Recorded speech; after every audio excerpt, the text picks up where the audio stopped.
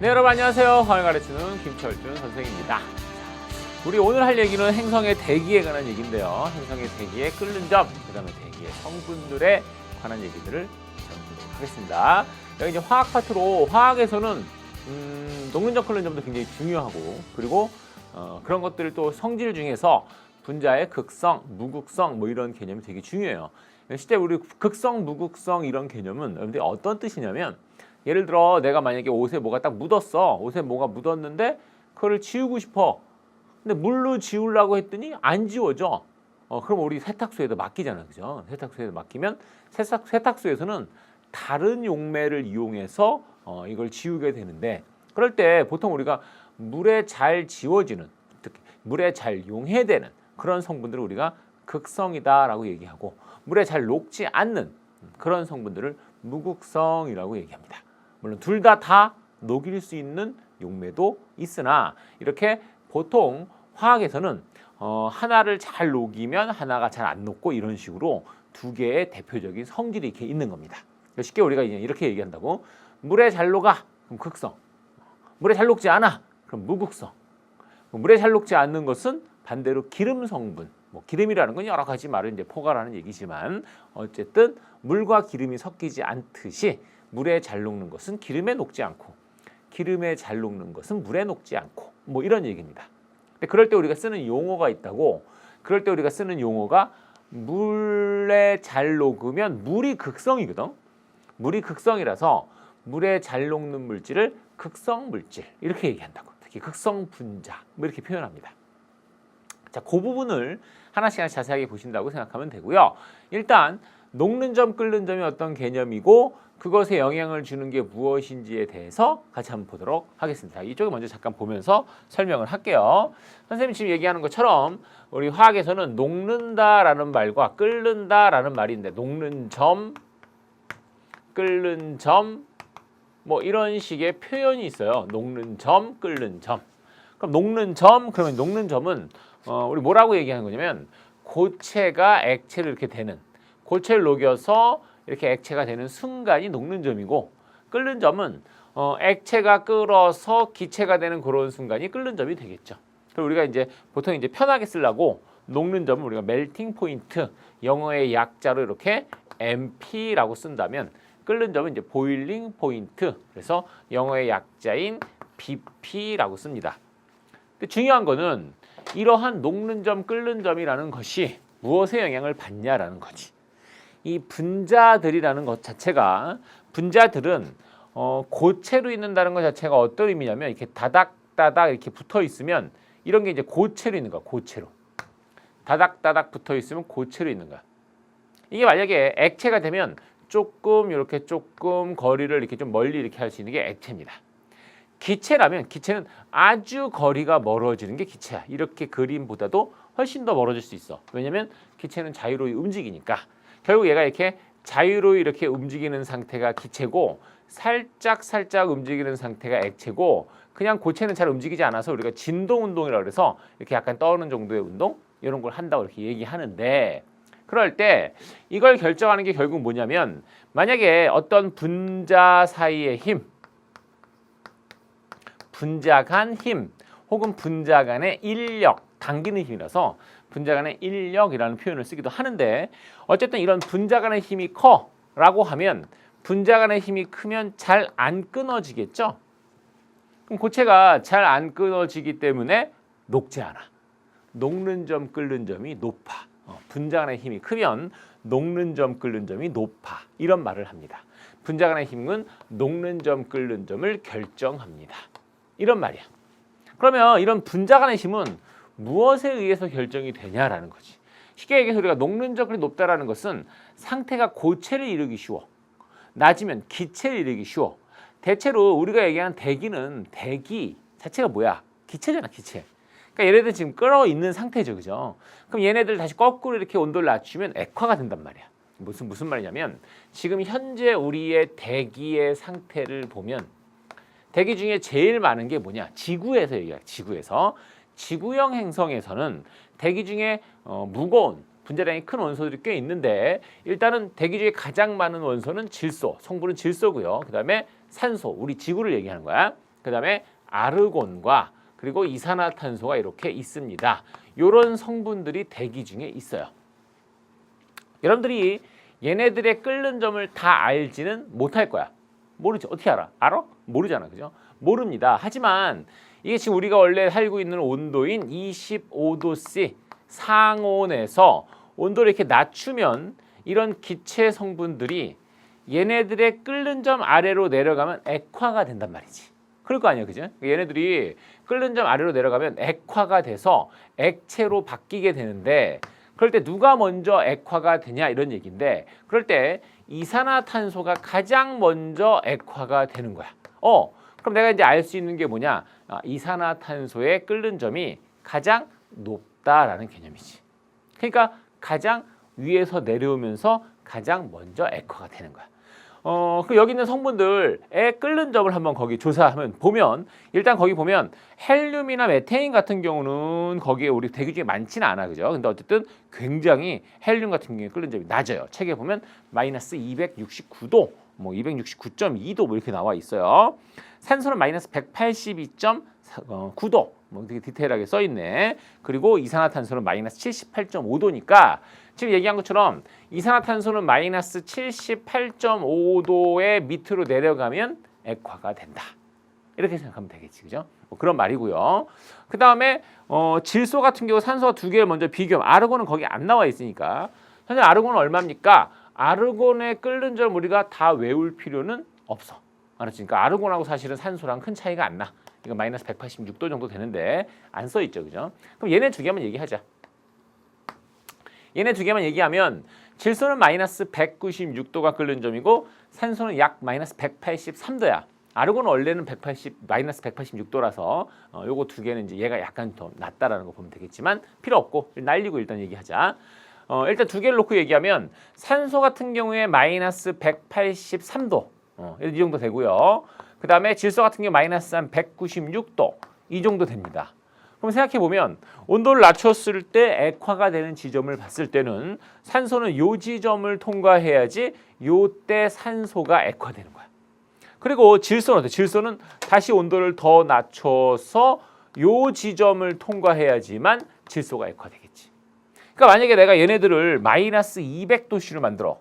마이너스 200도씨로 만들면 지금 얘기하는 기체들은 전부 다 액체 공기로 존재하고 있을 거야. 무슨 말인지 알겠죠? 그랬을 때 가장 먼저 끓어서 기체가 되는 거 이번엔 거꾸로 질소가 되겠죠. 마이너스 200도씨에서 위로 올라오면 먼저 질소가 기체로 이렇게 나올 거야. 그 다음에 두 번째, 아르곤은 일단 뺐으니까 산소가 역시 여기서 이렇게 나올 거야. 이산화탄소는 여기서 나중에 여기서 나올 거야. 그러니까 우리가 생각해보면 모두 액체일 때는 끓는 점이 가장 낮은 게 먼저 기화돼. 그건 학생들이 쉽게 이해하더라고. 뭐 어려운 거 아니잖아, 그지? 내가 끓였을 때 끓는 점이 낮은 게 먼저 기화돼. 특별하지 않잖아, 그죠? 근데 거꾸로 끓는 점이 높은 게 먼저 액화돼. 그것도 이걸 헷갈려 하는 데 되게 많더라고. 끓는 점이 높은 게 온도가 내려가면서 먼저 액화돼. 그러니까 이산화탄소가 먼저 액화돼. 그런 얘기가 되는 겁니다. 그리고 이런 끓는 점에 영향을 주는 게 무엇인지에 관한 걸 잠깐 보는데, 영향을 줄 수 있는 게 뭐가 있냐라고 하면 일단은 이런 게 있어요. 여러분들, 무거우면 힘이 세다 이런 말 맞는 말 같아, 틀린 말 같아? 뭐 어느 정도 맞잖아, 그지? 우리 나는 김철주는, 여러분들 인터넷 강의 보는 학생들은 내가 키 작고 뚱뚱한 줄 알았는데 키 되게 커, 덩치 엄청 커. 키가 187이고요. 몸무게는 90kg 가까이 나가요. 힘이 셀 것 같아, 약할 것 같아? 그래도 세겠지? 그래, 원래 그렇단 말이야. 나는 원래 그 중학교 3학년 때만 해도 키가 182에 몸무게가 49kg였어. 키는 지금이랑 별 차이가 안 나는데 몸무게 차이가 꽤 나죠, 그죠? 182에 49kg 상상이 안 되죠?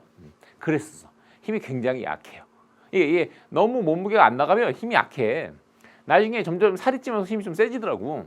일단 기본적으로 여러분들이 분장하는 힘을 볼 때 이런 생각을 할 수 있다는 얘기예요. 어떤 생각을 할 수 있냐면, 일단 무거우면 힘이 셉니다. 우리가 앞서 이런 분자량, 원자량 이런 개념들을 보게 되는데, 분자량이 크면 힘이 셉니다. 이런 게 가능한 거예요.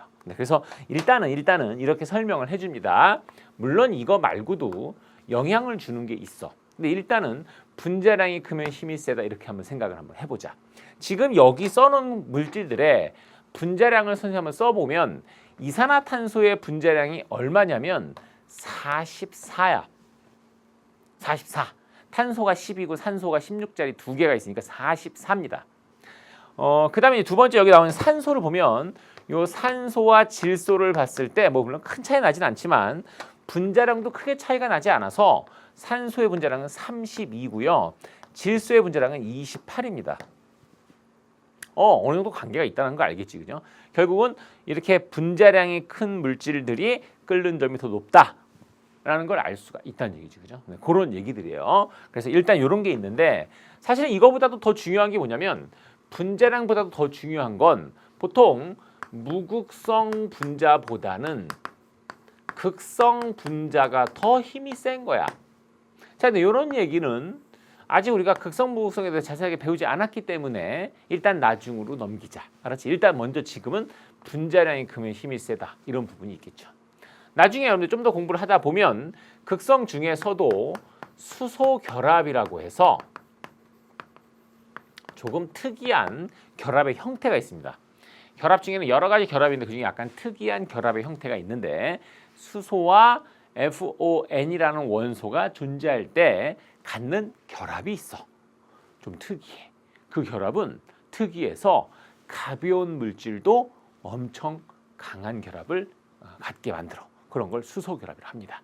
어쨌든 지금은 이제 그런 것들을 자세하게 배우는 것보다는 전체 윤곽의 흐름에서 이런 흐름이 있고요. 그 다음에 원래 이런 흐름도 있고 이런 흐름도 있는데 원래는 얘가 가장 크게 영향을 줍니다. 하지만 지금은 이런 정도가 중요하다라고 우리가 생각하면 충분하겠죠. 그래서 보통 봤을 때 지금 여기 있는 물질의 끓는 점보다는 분자량이 그렇게 크지 않은 우리 물 있지, 물, 수증기, 물 이런 거 있잖아요, 그죠? 이 수증기의 분자량은 얼마가 되냐면 얘는 18이 분자량이 됩니다. 18밖에 안 되는 수증기의 끓는 점이 얼마야? 수증기가 끓는 건 아니지, 물이 끓는 거죠. 물의 끓는 점이 얼마냐면 100도씨예요. 딱 봐도 여러분들 참 딱 보면 이해하기 좀 그 어려운 것 중에 하나가 분자량이 28짜리가 끓는 점이 마이너스 196이고 분자량이 32짜리가 끓는 점이 마이너스 183이야. 마이너스 183인 거야. 44짜리가 끓는 점이 마이너스 78.5야. 엄청 낮아요. 그런데 얘는 18밖에 안 되는 분자량인데 끓는 점이 100도야. 뭔가 약간 특이하죠, 그죠? 바로 이 물이라는 물질이 극성 물질의 대표적인 예면서 수소 결합을 하는 물질의 대표적인 예입니다. 이러면 끓는 점이 다른 것보다 뭐 한 200도 이상이 높은 엄청나죠. 그런 힘을 갖게 된다는 겁니다. 네. 그래서 일단 책의 내용을 보면 행성의 대기를 구성하는 물질 대부분 끓는 점이 낮아서 상온에서 기체로 존재합니다. 그러니까 대기겠지. 아니면 땅 속에나 물 속에 있겠지, 그죠? 뭐 이런 얘기고요. 그 다음에 초기에 지구 행성에서 표면도 높아서 끓는 점이 낮은 분자들은 탈출이라는 걸 하는 거야. 탈출. 온도가 높으면 기체의 운동 속도가 빨라지면서 탈출 속도를 넘어가. 그럼 탈출이라는 걸 하는 거죠, 그죠? 네, 그래서 없어지고요. 나머지 온도가 낮고 중력이 큰 목성의 행성들은 수소와 헬륨을 가지고 있을 수 있습니다. 왜? 걔네들을 못 나가게 잡을 수 있는 게 목성형 행성이다. 이렇게 보면 되는 거죠, 그죠? 네, 거기 그런 얘기들이 나와 있습니다. 그래서 끓는 점과 분자 인력은 관계가 있다. 이 구조 얘기를 좀 해야지만 이게 좀 더 구체적인 설명이 가능해지는 겁니다. 자, 구조 얘기를 잠깐 볼까요? 구조는 그림을 잠깐 보면 이런 그림이 있어요. 수소, 질소, 산소. 여러분들이 우리 대충 우리가 봐도 알 수 있는 게 수소, 질소, 산소 전부 다 마찬가지로 이게 물론 둘 다 셋 다 소로 끝나. 그게 중요한 게 아니라 그 이제 비금속이기 때문에 이렇게 붙인 거고. 얘네들이 전부 다 이렇게 똑같은 거 두 개로 결합해 있다는 걸 알죠? 이렇게 똑같은 거 두 개로 결합해 있을 때 이런 거 우리가 이원자 분자이면서 대칭형 분자이면서 무극성 분자라고 합니다. 다시 우리가 보통 표현할 때 이원자 분자라는 표현을 써. 말뜻이 뭐지? 이원자 분자. 원자 두 개가 모인 분자입니다. 근데 이 원자 두 개가 똑같은 거 두 개가 이렇게 모였다고 생각해봐. 아니 똑같은 거 두 개가 모였으면 대칭이니 비대칭이 이런 건 말 하나 만 하잖아, 그죠? 근데 만약에 서로 다른 원자가 이렇게 붙어 있는 분자가 있다고 치자. 그럼 이거는 서로 다르니까 대칭이 될 수가 없겠지, 그죠? 대표적으로 우리가 봤을 때 여기 지금 없는 것 중에서 Cl2라는 분자가 있어요. Cl2. 뭐 잘 모르지만 염소라는 원소 얼마나 사이즈가 큰지 모르겠지만 그 염소라는 원소가 똑같이 이렇게 결합하고 있으면 그러면 어느 쪽으로 치우침이 없잖아. 그럼 이건 무극성 분자입니다. 알았죠, 그죠? 반면에 이 염소가 수소랑 결합하고 있다고 치자. 염소라는 분자는 일단 원자 자체가 커요. 염소라는 원자가 커요. 근데 여기에 수소라는 원자는 작아요. 그럼 당연히 어때? 당연히 두 개는 대칭이 아니다. 이렇게 보면 되겠죠, 그죠? 그래서 일단 여러분들이 봐야 할 말 중에 대칭형인 분자가 있고 비대칭형의 분자가 있는데 우리가 이거를 너무 자세하게 알려고 할 필요는 없어. 그래도 어느 정도 기본적인 건 딱 보면 알 수 있습니다. 딱 보면 알 수 있는 게 바로 이런 거지. 대칭형의 분자. 그러면 똑같은 거 두 개 있으면 대칭이고 서로 다른 게 두 개 있으면 비대칭이야. 이렇게 가면 되는 거야. 이 대칭형의 분자를 우리가 무극성 분자다라고 얘기하는 거야. 비대칭형의 분자를 극성 분자다라고 얘기하는 겁니다. 그래서 극성 분자는 뜻이 뭡니까? 말 그대로 극성이야. 극성. 어떤 의미가 있어? 어떤 느낌이 나지? 극성. 그러면 이제 플러스 마이너스가 있어. 이런 느낌, 이 정도 느낌은 이해해야 될 거 아니야, 그죠? 극성이면 플러스 마이너스가 있는 겁니다. 그럼 누가 플러스 누가 마이너스냐? 우리가 생각해 보면 주기율표라는 걸 봤을 때 수소는 보통 플러스일까 이렇게 될 수 있고 염소는 마이너스일까 이렇게 될 수 있습니다. 그 이유 자체가 둘의 족, 즉 원자가 전자 때문에 갖게 되는 성질인데 당연히 염소 쪽이 마이너스고 이쪽이 플러스가 되는 이런 극성입니다. 그렇다면 내가 만약에 물을 이렇게 놓고 얘기하면 우리 앞서 선생님이 얘기한 것처럼 물은 어차피 극성 분자예요. 그렇다면 이런 분자는 여기에 잘 용해가 되겠지만 동그라미 친 건 용해된다는 얘기예요. 용해가 되겠지만 무극성 분자는 물에 잘 용해가 되지 않겠구나라는 걸 예상할 수가 있지. 이런 걸 극성, 무극성이라고 하는 겁니다. 그런데 이게 대충 그림 가지고 찾을 수 있는 게 아닐 수도 있어. 조금 조심할 게 있는데 이런 겁니다. 예를 들어 메테인 그러면 메테인과 암모니아의 차이를 잘 보면 메테인은 정사면체라는 말을 써. 정사면체. 정사면체라는 말은 물론 이 면 자체가 정삼각형 4개로 되어 있다라는 말로 쓸 수 있지만 이 말 자체가 또 어떤 식의 의미를 갖냐면 이 중심 원소에서 주변에 있는 원소들이 전부 같은 거리에 이렇게 똑같이 같은 결합각을 갖는다 이런 뜻인 거야. 그래서 이 정사면체는 대칭 구조의 가장 대표적인 예입니다. 물론 대칭이면서 입체 구조의 예죠. 좀 전처럼 이런 식으로 그냥 서로 두 개가 똑같이 붙어 있어 이런 거 이해 못하기 쉽지 않다. 그죠? 그런 건 딱 보면 알잖아. 그죠? 이건 좀 이해하기가 좀 어려울 수도 있죠. 자, 그다음에 또 보시면 이런 겁니다. 암모니아 같은 경우는 질소가 이렇게 있으면 수소가 이렇게 있는데 수소가 어느 쪽으로 이렇게 치우쳐 있냐면 아래쪽으로 이렇게 치우쳐져 있어요. 그럼 이거는 대칭이 아닌 거야. 대칭이 되려면 수소가 다 같은 결합각으로 정사면체 형태로 돼야 되는데 아래쪽으로만 이렇게 치우쳐 있으면 정사면체 형태 같은 대칭이 아닌 거지. 이건 물론 이유가 여기에 비공유 전자쌍이라는 것이 있어서 이 비공유 전자쌍이 아래쪽으로 이렇게 밀어. 그러다 보니까 어쩔 수 없이 수소가 아래쪽으로 꺾여 있는 겁니다. 이런 게 대표적으로 비대칭형이고요. 이런 형태를 보통 부를 때 이런 걸 뭐라고 하냐면 삼각뿔이다. 이런 말을 쓰는데 왜 이게 왜 뿔이냐?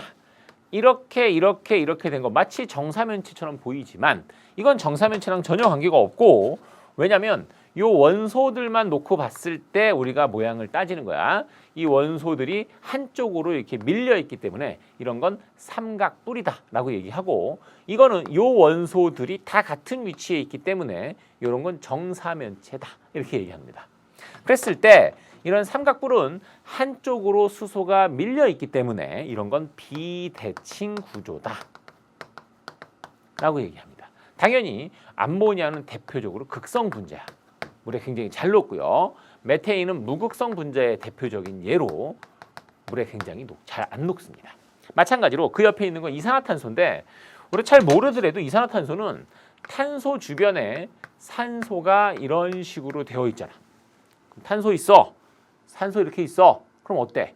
그 양쪽에 대칭형이겠지. 그죠? 이런 식으로 대칭형이면 얘는 무극성 분자의 대표적인 예다. 이렇게 생각하면 됩니다. 그러니까 여러분들이 봤을 때 처음에 딱 보고 이걸 잘 이해 못하는 친구들도 있는데 사실 읽어보면 특별한 내용이 아니고요. 그냥 여러분들이 볼 수 있는 내용입니다. 그리고 거기서 우리 행성의 대기의 성분들을 조금 더 보면 예를 들어 만약에 아르곤이나 헬륨이나 이런 것들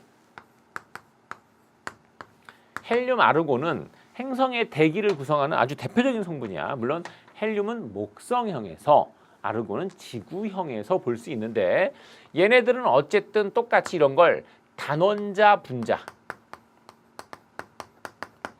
단원자 분자라는 말은 하나의 원자가 그냥 분자한 거야. 보통 일반적으로 분자는 원자들이 모여야 하는데 얘네들은 굳이 모일 필요가 없어. 그냥 혼자가 분자한 거야. 이런 분자는 당연히 무극성이죠. 뭐 대칭이라는 걸 따질 필요도 없어. 그냥 원자 자체 하나밖에 없으니까 물에 잘 녹지 않습니다. 네, 그런 말이 되는 거고요. 이런 거 말고 거기에 지금 나머지는 다 나와 있어. 메테인이나 암모니아나 수증 다 외울 수 있죠. 우리 거기 위에 있는 그림에서 그 식에서 수소, 헬륨, 메테인 이건 다 무극성. 암모니아랑 수증기만 극성. 질소, 산소, 이산화탄소는 무극성. 이렇게 보면 사실 극성이 예를 든 게 암모니아랑 그리고 물밖에 없잖아. 근데 이런 거 말고도 한번 생각해. 하나 더 생각해 볼 수 있는 게 바로 이런 겁니다. 일산화탄소. 일산화탄소는 사실 그림 자체가 이런 식으로 이렇게 삼중결합을 그려야지만 일산화탄소입니다.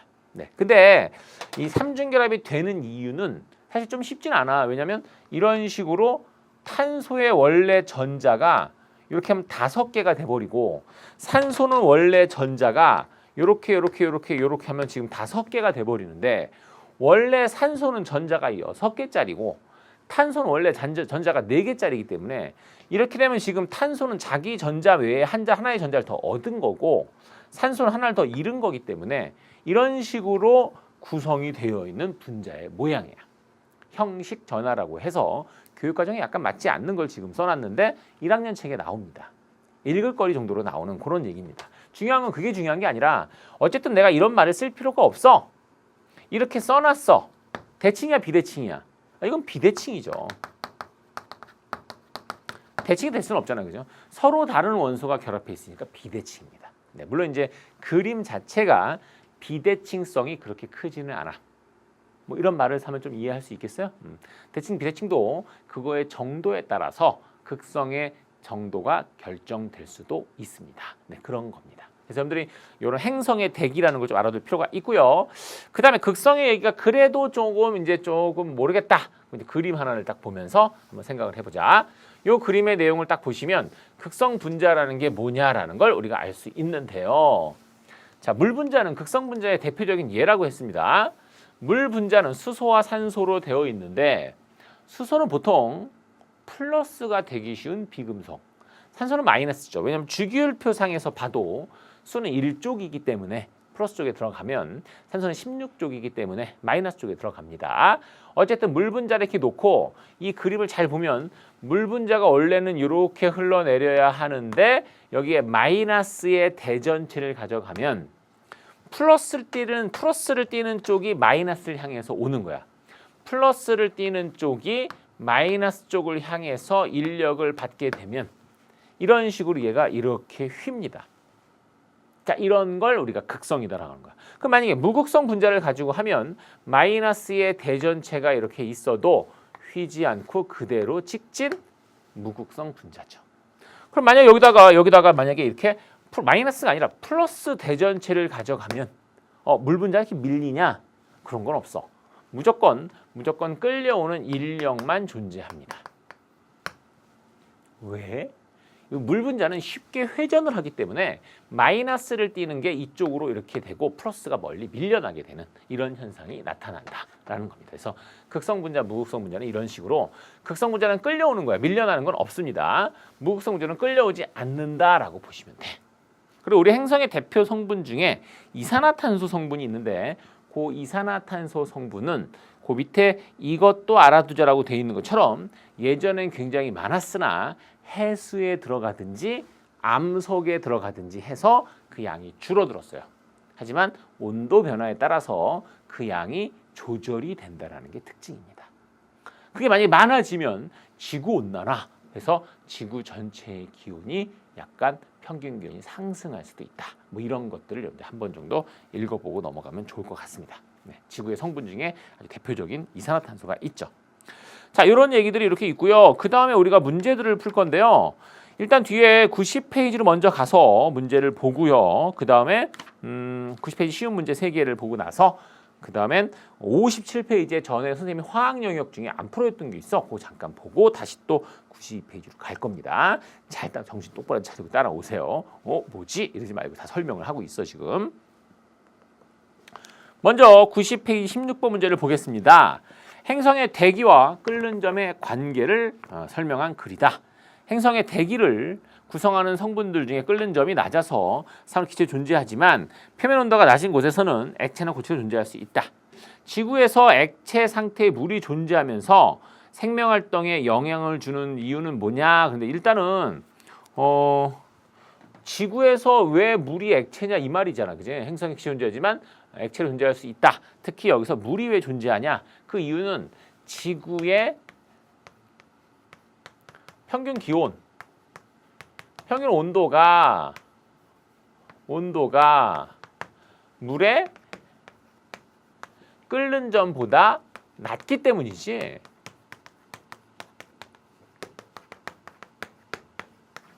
됐잖아, 그지? 낮기 때문에 그렇다. 끓는 점보다 낮기 때문에 낮고 뭐 하지만 아니 이렇게 써야 돼. 끓는 점보다는 낮고 녹는 점보다는 높아서 액체다. 이게 더 정확한 표현이 되겠지, 그지? 높아 액체 상태이다라는 거지. 그러니까 물에 끓는 점이 원래 얼마냐면 물에 끓는 점이 원래는 100도씨. 우리가 잘 아는 것처럼 물에 녹는 점 어느 점, 녹는 점 어느 점 같잖아, 그지? 0도씨. 근데 지구의 평균 기온은 끓는 점보다는 낮고 녹는 점 어느 점보다 높기 때문에 우리가 보통 상온이라고 얘기하는 25도씨. 그 온도에서는 물은 액체로 존재할 수가 있다. 이런 얘기가 되는 겁니다. 네, 그래서 그 말을 한번 잘 보시면 되고요. 그 다음에 17번 문제로 가서 보면 17번 문제 그림은 아까 그림 똑같구나. 자, 무극성 기체에 해당하는 걸 모두 골라라. 자, 이 그림 보고 무극성 기체에 해당하는 걸 고르시면 일단은 수소, 질소, 산소 이런 식으로 무엇이면 수소, 질소, 산소처럼 이원자 분자이면서 같은 것끼리 이렇게 연결되어 있으면 무극성 분자입니다. 그래서 하나, 둘, 셋. 그리고 암모니아는 날리고 메테인 같은 정사면체. 그리고 이산화탄소 이런 건 전부 무극성 분자입니다. 이렇게 생각하면 되겠죠. 네, 그래서 하나, 둘, 셋, 넷, 다섯. 되게 많은데 네, 이렇게 보시면 돼요. 무극성 분자는 5개입니다. 그 다음에 18번은 이제 말로 잠깐 보면 다음 보기 중에서 기체의 분자의 평균 운동 에너지 및 기체 분자의 평균 속도에 대한 설명으로 옳은 것을 골라라. 자, 이렇게 보면 모든 온도에서 기체 분자의 평균 운동 에너지는 일정하다. 모든 온도에서 일정한 게 아니라 같은 온도에서는 평균 운동, 분자 운동 에너지가 일정하죠. 왜? 같은 온도가 평균 분자 운동 에너지를 결정하기 때문에 같은 온도에서는 평균 분자 운동 에너지는 일정합니다. 틀렸고요. 온도가 높을수록 기체 운동은 활발하다. 그건 맞지. 왜냐하면 운동 에너지를 결정하는 건 온도와 분자량인데 온도가 높으면 그만큼 운동은 활발하겠죠. 네. 뭐 그런 말이고요. 일정 온도에서 기체의 분자량이 클수록 기체의 평균 운동 속도는 빨라진다. 아니지. 분자량이 크면 어때? 분자량이 크면 속도는 느려져야 되겠죠. 네. 그래서 이건 뭐 답은 역시 니은만 답입니다. 자, 이런 문제들은 약간 좀 쉬운 문제들, 그죠? 그러니까 좀 어렵지 않은 그런 문제들은 특별하게 설명이 많이 필요하진 않아, 그죠? 근데 좀 어려운 문제들은 원래 어디 있냐면 일단 57페이지로 한번 가봅시다. 57페이지로 가보면 거기에 봤을 때 지난번에 요 문제 네 문제를 풀어주지 않았어. 근데 그 문제가 좀 어려운 문제입니다. 그러니까 쉬운 문제, 어려운 문제에서 어려운 문제는 뒤쪽 내용도 역시 같이 들어가 있기 때문에 앞에 내용만 가지고 풀기는 좀 어려울 수 있어. 그래서 지금 풀어주겠습니다. 일단 3번 문제를 보시면 그러면 반응물 A, 생성물 B인 어떤 반응에서 A와 B의 입자의 모형을 나타낸 거다. 뭐 이렇게 얘기했습니다. 근데 지금 그림을 보니까 1분 후에 봤더니 1분 후에 A가 지금 여기가 처음 몇 개야? 둘, 넷, 여섯, 여덟 개. 처음에 A가 8개가 있어요. 근데 1분 후에 보니까 A가 몇 개가 됐냐면 A가 4개로 줄었어요. 그러면서 여기서 이제 B가 생겼죠. A가 이렇게 줄면서 B는 2개가 늘어납니다. 이런 거야. 그럼 이 말이 무슨 얘기냐면 이 말은 결국은 반응에서 A가 없어져서 B가 되는 반응입니다. 근데 A가 없어질 때 4개가 없어지면 B는 2개가 생겨. 2대 1로 반응하는 거야. A가 4개가 없어지면 B가 2개가 생긴다는 말은 2개가 없어지면 하나 생긴다. 이 말이 되겠지. 그죠? 다시 2분이 됐어. 2분. 1분이 더 지났죠. 1분이 더 지나면서 A가 2개가 됩니다. 근데 이번에 B는 또 역시 1개가 늘어납니다. 역시 마찬가지 2개가 반응하면 1개가 늘어나 1개가 생성됩니다. 뭐 이 말입니다. 그래서 단위 시간당 농도 변화량 그 말은 같은 시간 동안에 농도가 얼마큼 변했냐 이런 말이 되겠지. 지금 이 내용을 보니까 같은 시간 동안에 A의 변화가 2개면 B는 하나야. 네, A의 변화가 B보다 2배 많아. 맞는 얘기입니다. 처음 A의 양을 2배인 16개로 늘리면 1분 후에 B의 양은 2개가 된다라고 했는데 처음에 A의 양을 만약 16개라고 했어. 여기가 16개라고 했어. 지금 보니까 1분이 됐을 때 1분에 이렇게 보니까 줄어든 양이 이렇게 보니까 반 이렇게 줄어들었어요. 그죠? 그랬을 때 16개로 1분 후에 B의 양이 2개가 생성된다라고 얘기했는데 지금 보면 8개가 있을 때 B가 2개가 만들어졌어. 그럼 16개가 있을 때는 B가 더 많이 만들어진다. 이게 맞겠지. 그죠? 그래서 B는 2배보다 훨씬 많겠죠. 그죠? 그래서 아마 이런 식이 됐을 겁니다. 일단 여기서 A가 줄어들어요. A가 16개에서 만약에 8개로 줄어든다면 B는 몇 개가 생기냐? 그럼 B는 4개가 생긴다. 이렇게 얘기할 수는 있겠지. 그럴 거 아니야. 그지? 근데 지금 보면 처음 양 자체가 여기서 이렇게 가면서 개수가 늘었는데 개수가 는다라는 건 어떤 의미가 있죠? 같은 부피 속에서 개수가 늘면 농도가 커진 거야. 농도가 커지면 반응 속도도 더 빨라질 수 있어. 만약에 반응 속도가 더 빨라진다면 이럴 때 얘가 8개보다 더 많이 줄어들 수도 있어. 뭐 정확하진 않지만 더 많이 줄어들 수도 있어. 그러면 얘는 4개보다 더 많이 생길 수도 있겠죠. 뭐 이런 식입니다. 어쨌든 2개가 되진 않아.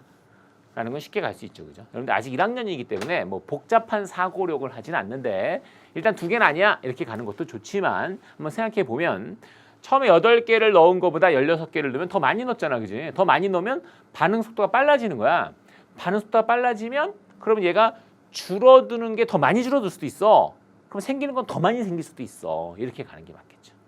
무슨 말인지 알겠어요? 네. 그래서 일단 니은은 아니라는 건 쉽게 알았고요. 반응식도 틀렸습니다. 반응식은 2개 A가 반응하면 B가 됩니다. 답은 기억만 답이었고요. 네. 보기들을 하나하나 잘 보는 게 여러분들 되게 중요한 한 번 정도. 뭐 지금 이게 수능에서도 다룰 수 있는 그런 내용을 지금 보여주는 그런 내용이기 때문에 여러분들이 1학년들은 이런 걸 참 잘 보고 이해하는. 듣고 이해하면 충분합니다. 그 다음에 요 문제 가서 3-1번 문제 같이 보면 일정 온도에서 같은 크기의 용기에 반응물을 다르게 놓고 반응시킬 때 일정한 시간 후에 용기의 입자의 모형이다라고 얘기했어요.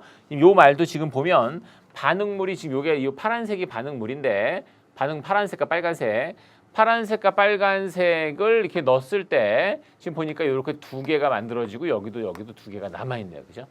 근데 여기는 지금 보니까 지금 남아있는 걸 봤더니 여기가 2개 똑같이 남아있는데 근데 그게 중요한 게 아니라 생성물이 많잖아, 그지? 생성물이 여기는 훨씬 많아. 2, 3, 4, 5, 6개. 훨씬 생성이 많이 됐죠. 그 말은 결국 이렇게 가면서 반응물과 생성물 더 많이 넣어줬기 때문에 더 생성을 더 많이 했다라고 보면 되겠죠. 종류가 다른 반응물 사이의 충돌 횟수는 가가 나보다 적다. 그렇지. 여기 지금 빨간색과 파란색이 반응물인데 얘네들의 충돌 횟수는 가가 나보다 적겠죠. 그러니까 가가 반응을 더 조금밖에 못한 거야. 생성물의 양은 나가 가의 3배다. 생성물의 양은 지금 이렇게 결합한 것들을 봤을 때 여긴 2개가 있고 여긴 6개가 있으니까 나가 가의 3배다. 맞는 얘기가 되겠죠. 가에 2종류 반응물을 더 넣으면 생성물의 양은 증가한다. 그거 다 당연한 얘기 아니야? 여기다가 반응물을 더 넣었어. 그럼 생성물은 더 증가하게 됩니다. 네, 그런 말이 되겠죠. 그래서 내용상 이런 거 이제 읽고 농도가 커지면 반응을 더 잘해. 이런 식의 개념을 여러분들이 잘 알아둬라. 네, 그런 문제입니다. 답은 5번이 답이었고요. 또 수능 문제의 개념을 하나 더 보겠습니다. 4번 문제를 보면 선간에 존재하는 4가지 분자의 분자식을 나타냈다. 근데 이걸 지금 중심 원자의 비공유 전자 이렇게 지금 물어봤는데 이거는 물론 조금 이제 여러분들 그려볼 줄 알아야 됩니다. 선생님 한번 그려볼게요. 일단 수소가 1족이고 탄소가 14족이야. 그래서 탄소 같은 경우는 제일 앞에 있는 요 HCn을 그리는 거야. 탄소는 전자를 4개를 갖는데 질소한테 3개를 주고 수소한테 하나를 줄 거야. 그러면 수소는 전자를 하나를 탄소한테 주고 질소는 전자를 3개를 탄소한테 주고 2개를 가지고 있으면 수소는 이런 식으로 전자를 1개를 공유하고 질소는 3개를 공유하면 됩니다. 모양 자체는 직선형이니까 됐고요. 공유 비공유를 했을 때 지금 비공유 중심 원자에 하나도 없어. 근데 직선형이지만 이게 지금 대칭은 아니야. 얘가 훨씬 큰데? 그래서 이거는 극성 분자입니다. 그래서 이 부분은 가에 해당한다라는 거야. 직선이지만 극성입니다. H2 같은 경우 원래 H가 이렇게 있으면 O가 이렇게 있고 H가 이렇게 있을 때 산소의 전자가 이런 식으로 이렇게 있어서 이런 식으로 산소가 공유를 2개를 수소랑 해서 됐고요. 수소는 이렇게 1개를 공유를 하면 얘는 극성 분자가 됩니다. 모양 자체를 봤을 때 극성 분자이면서 비공유는 여기에 2쌍이 존재하죠. 비공유 2쌍에 그리고 극성 분자가 되니까 다야, 다. 요건 다가 됩니다. CH4는 C가 이렇게 있으면 H를 여기다가 이렇게 그려주면 여기에 전자가 이렇게 하나씩 이렇게 있고요. 그 다음에 탄소의 전자 말고 수소의 전자도 이렇게 그려주면 이런 식으로 비공유가 존재하지 않는 상태의 무극성입니다. 그래서 요거는 라가 되고요. 암모니아 같은 경우는 중심 원소에 질소의 비공유가 한 쌍이 존재하고 나머지 수소의 전자들이 이렇게 있으면 수소의 전자들이 각각 하나씩 이렇게 공유를 합니다. 비공유가 한 쌍이 있기 때문에 비공유가 한 쌍인 이게 나가 됩니다. 끝. 개념이 뒤에 내용도 같이 보여야 되는 내용이야. 그래서 좀 어렵고요. 한 분자 내의 공유 전자쌍의 수는 가가 나보다 많다라고 했는데 가는 공유 전자쌍의 숫자가 몇 개냐? 그럼 여기는 하나, 둘, 셋, 4개입니다. 4쌍, 그걸 4개라고 하고 나를 보면 나는 공유가 몇 개냐? 그러면 하나, 둘, 셋, 3쌍, 3개입니다. 그러니까 가가 더 많죠. 맞는 얘기예요. 중심 원자의 원자가 전자 수는 2다라고 했는데 다를 보면 다는 중심 원자의 원자가 전자 수가 6개지. 16조. 틀렸습니다. 라는 이중결합이 있다. 라가 누구야? 라가 얘인데 얘가 이중결합이 있지 않지. 이렇게 공유가 한 쌍이면 단일 이렇게 가야 돼. 그래서 이중결합은 없습니다. 여기서 이중결합이 있는 분자는 하나도 없고요. 3중결합이 있는 분자가 하나 있다. 이 탄소 여기 질소랑 3중결합을 이렇게 하고 있는 거예요. 네, 답이 그래서 기억만 답입니다. 이건 원래 수능에 나왔던 자료를 좀 쉽게 좀 변형을 하긴 했지만 어쨌든 분자의 구조에 관한 얘기와 극성, 무극성이 같이 있기 때문에 앞에 내용만 가지고 풀긴 좀 어렵습니다. 자, 4-1번 문제 같이 보면 4-1번도 구조상 가 같은 경우는 지금 구조가 전자가 하나씩 있는 거니까 이건 수소. 이건 전자가 2, 4, 6 이렇게 있는데 그 다음에 얘 것까지 하면 8개가 이렇게 있습니다. 산소인 8번이야, 8번. O2, 이중결합을 가지고 있죠. 그 다음에 요거 같은 경우는 지금 이렇게 보면 둘, 넷, 6개가 여기서 다 결합하고 있어요. 그리고 여기가 이렇게 둘, 4개 이렇게 있고 지금 여기 6개 중에 3개가 얘 거야. 총 이 7개의 전자가 있는 질소입니다. 그리고 삼중 결합을 하고 있죠. 가는 단일 결합을 포함한다. 맞는 얘기. 이렇게 전자가 한 쌍이 공유돼 있으면 단일 결합이야. 나는 중심 원자의 전자수는 8개다. 중심 원자의 원자가 전자수를 물어봤는데 산소는 이렇게 봤을 때 이 전자 2개 외에 바깥쪽의 전자만 따지면 6개야. 그러니까 원자가 전자는 바깥쪽만 따지니까 6개야. 전체 전자수가 8개고. 틀렸죠. 그죠? 한 분자 내에 공유 전자쌍의 수가 가장 많은, 공유를 제일 많이 하는 건 역시 질소죠. 네, 그래서 다가 됩니다. 답은 기억되듯이 답이 되는 겁니다. 네, 그래서 앞쪽의 문제를 같이 한번 봤고요. 57페이지에 있는 문제는 그래서 쉬운 문제가 아니다라고 보시면 돼요. 좀 어렵죠. 그죠? 네. 그러면 다시 또 뒤로 한번 정신 딱 차리고 이제 92페이지 다시 가겠습니다. 지금 얘기한 것처럼 92페이지에 있는 문제들, 이런 문제들과 관계 있는 문제가 앞에서 나와 있다 보시면 되고요. 92페이지 3번 문제로 가는데 이 92페이지 3번 문제는 지난번 우리 앞에서 바로 앞에 강의에 설명했던 분자 에너지랑도 관계 있는 얘기. 네. 잘 읽어보겠습니다. 온도를 높이면 거기 얘기한 것처럼 일정 온도에서 용기 내에 들어있는 헬륨 기체의 분자 운동의 모형을 나타냈다. 옳은 것을 골라라. 온도를 높이면 기체 분자의 평균 운동 속도가 빨라진다. 당연하지. 속도라고 하는 게 어차피 무슨 관계야? 속도라고 하는 것은 뭐랑 관계가 있다? 온도랑 비례하고 분자량과 반비례. 물론 정확히 얘기하면 속도의 제곱이지만 역시 얘기한 것처럼 온도가 높아지면 속도가 빨라진다는 건 당연합니다. 네, 그래서 기억은 맞는 얘기. 같은 온도에서 헬륨 기체를 더 넣어주면 압력은 증가한다라고 했는데 지금 여러분들이 이 그림에서 이 그림의 의미하는 피스톤이라는 걸 좀 알아야 되는데 피스톤이 뭐냐면 밖에서 누르는 압력과 안에서 미는 압력이 똑같다는 게 피스톤이야. 그래서 여러분들이 이 안에서 만약에 분자수가 늘어나잖아? 그럼 압력이 커져야 되잖아. 근데 이게 압력이 밀어서 얘가 부피가 이렇게 증가하게 되는 겁니다. 여러분들이 사실은 우리 이런 식을 혹시 여러분들이 봤을 수 있는 이런 식인데요. 우리 화학 공부를 좀 하다 보면 이런 게 나오는데 이 관계가 뭐냐면 이 상수는 이건 필요 없고 이게 상수야. 압력과 부피의 곱이 분자수와 온도의 곱과 항상 비례한다라는 겁니다. 근데 이렇게 피스톤은 압력이 항상 일정하게 유지돼. 그리고 온도가 만약에 같잖아? 그럼 분자수가 많아지면 압력이 커지는 게 아니라 부피가 늘어난다라는 게 피스톤이야. 압력은 바뀌지 않죠. 여기 봐서 압력은 증가하는 게 아니라 압력은 항상 일정하게. 피스톤이 있으면 압력이 항상 일정하게 유지됩니다. 네, 그렇게 알아두시면 돼요.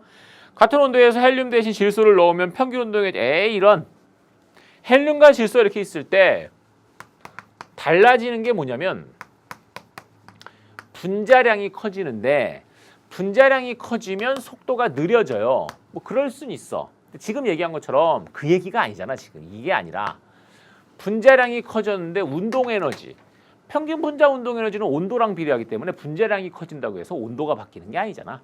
그러니까 분자량이 커져도 온도는 일정합니다라고 가야 돼. 네, 그래서 평균 분자 운동 에너지는 온도, 평균 분자 운동 에너지 온도, 평균 분자 속도는 온도가 아니야. 평균 분자 속도는 온도랑 비례.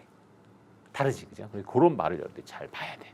그래서 학생들이 가장 어려워하는 말이 평균 분자 속도와 평균 분자 운동 에너지와 이런 것들을 구분하는 걸 가장 어려워하더라고. 네, 그런 거 잘 보시고요. 5번 문제로 가겠습니다. 5번은 역시 메테인, 암모니아, 무 이렇게 얘기했습니다. 이럴 때 있는 대로 옳은 것을 골라라. 일단 거기에 원자량을 주었다는 얘기는 분자량을 구해라 라는 얘기입니다. 분자량을 구하면 탄소가 12, 일자리 4개니까 16, 질소가 14, 그 다음에 일자리 3개 17, 1하고 16 해서 18 이렇게 했는데 지금 이 문제에서는 사실은 분자량이 크니까 끓는 점이 높아. 근데 맞아. 근데 이렇게 하면 안 돼. 이게 이런 게 아니고 실제로는 얘네들 거의 끓는 점이 안 나와 있지만 메테인 같은 경우는 끓는 점이 마이너스 162도씨 뭐 이 정도로 굉장히 낮고요. 그러니까 이건 압력에 따라 약간 달라질 수 있어. 그러니까 딱 선생님 다른 책에는 161이라고 나와 있는데요. 그거 중요하지 않아. 이건 마이너스 한 33도씨 정도.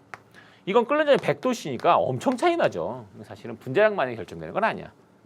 어쨌든 끓는 점이 메테인이 가장 낮아요. 이건 맞지. 분자 내 단일 결합을 포함하는 건 두 가지다. 단일 결합은 메테인도 단일 결합이고요. 이거 다 단일 결합. 수소랑 결합할 땐 다 단일 결합입니다. 네, 그래서 이거는 없어. 같은 온도에서 분자의 평균 온도 속도는 동일하다. 에이, 어떻게 동일하겠어. 속도는 분자량이 크니까 속도가 느려. 이건 끓는 점과 관계가 없어. 속도는 끓는 점과 관계 있는 게 아닙니다. 속도는 그냥 온도와 분자량입니다. 그래서 온도가 같을 때는 분자량이 크면 속도가 느립니다. 당연히 물이 가장 느려야 돼. 동일하다 말도 안 되죠. 답은 기억이 답입니다. 근데 끓는 점은 분자량만으로 보는 게 아니야. 여기서 이제 어떻게 하다 보니까 나온 거지. 그렇게 하는 게 아니라 실제로 얘네가 극성 분자이기 때문에 훨씬 높습니다. 네, 물론 얘는 수소 결합이라는 것도 또 하고 있어. 네, 그런 겁니다. 마지막 문제입니다. 6번을 보면 세 가지 물질의 분자 구조와 물질 성질이다. 그래서 좀 전에 선생님이 얘기했던 게 다 위에 밑에 나오네. 마이너스 162, 마이너스 33 나오네, 그죠? 보고 한 거 아니거든. 다 외워. 근데 어쨌든 여러분들 다 외우진 마세요. 분자량은 위에서 구했어요. 이게 16, 이게 17, 이게 18 이렇게 얘기했죠, 그죠? 이런 식으로 분자량을 볼 수 있고요.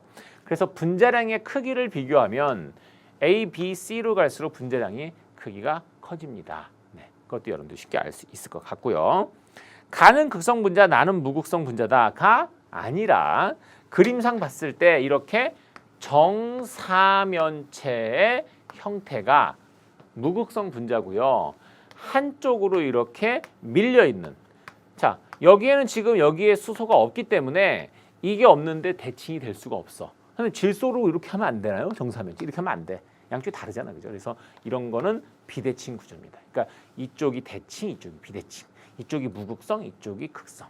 얘는 물에 잘 안 녹아, 얘는 물에 잘 녹아. 이런 식으로. 자, 그다음에 그래서 일단 그 니은은 틀렸지. 가가 극성이 아니라 가가 무극성이에요. 나가 극성이고요. 다는 상온의 지구에서 액체 존재한다. 그렇지. 이거 물이잖아.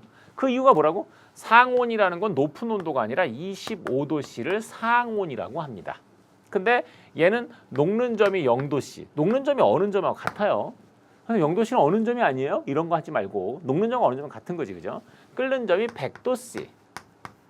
그렇기 때문에 0도씨에서 녹고 100도씨에 끓지 않았으니까 이런 걸 액체, 이렇게 리퀴드, 이거 액체가 되겠죠. 그죠? 그러니까 액체 상태로 존재합니다. 이런 식으로 여러분들이 봐주면 되는 겁니다. 네. 답이 그래서 기억되듯이 답이었죠. 그러니까 이번 강의 선생님이 얘기했는 건 끓는 점 얘기 중요해. 끓는 점 얘기 중요해. 그 다음에 분자의 구조입니다. 근데 이런 것들이 화학에서 굉장히 중요한 기초가 되는 부분이기 때문에 여러분들이 반드시 알아두셔야 된다. 그리고 이 내용이 앞 내용과 연결되어 있다는 것도 기억하시면 됩니다. 네. 여기까지 화학이었고요. 이 다음 강의에서는 지구과학 내용으로 또 역시 재밌는 지구과학으로 이어지겠습니다. 수고하셨습니다.